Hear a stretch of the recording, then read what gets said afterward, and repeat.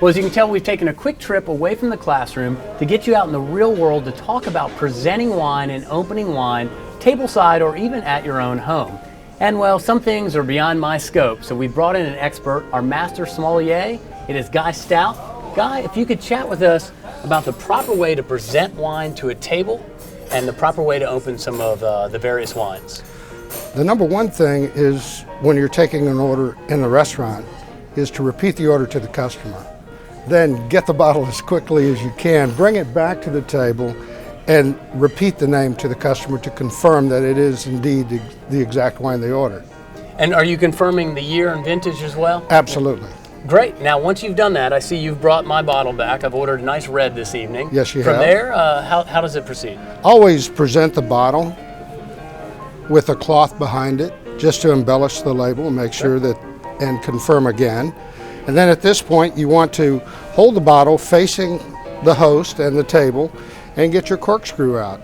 Then you want to remove the blade. And in the process of opening this, you cut the lower lip of the bottle first with one swipe this way and use the flex mechanism that's built into the knife of the corkscrew and repeat the other side. Then peel the capsule away, peel it like an apple. Cool. And then place the capsule away in your pocket. Make sure it's a nice clean cut. Now, I've noticed through the whole process the label's still facing me. It's very important that I get to watch my label. I see the wine the whole time. Correct. You don't want to spin the bottle around and around, especially not on the table and spin it around. So then at this point you want to get your corkscrew out, and then you want to drill down with a point down just off center of the cork and give it a twist, and it should stand up.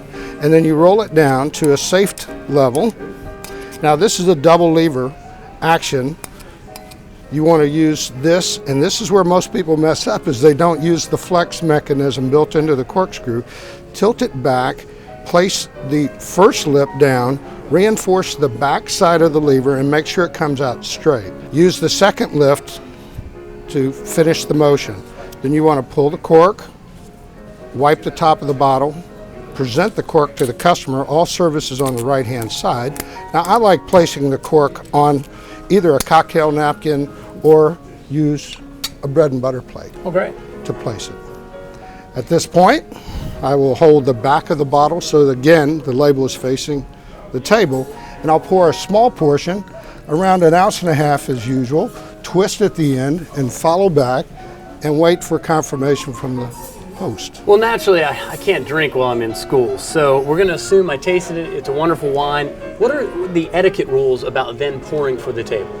After the initial approval from the host or hostess, you serve ladies first, clockwise around the table, then the gentleman, and always finish with the host or hostess. They're the first to taste, they're the last to be served.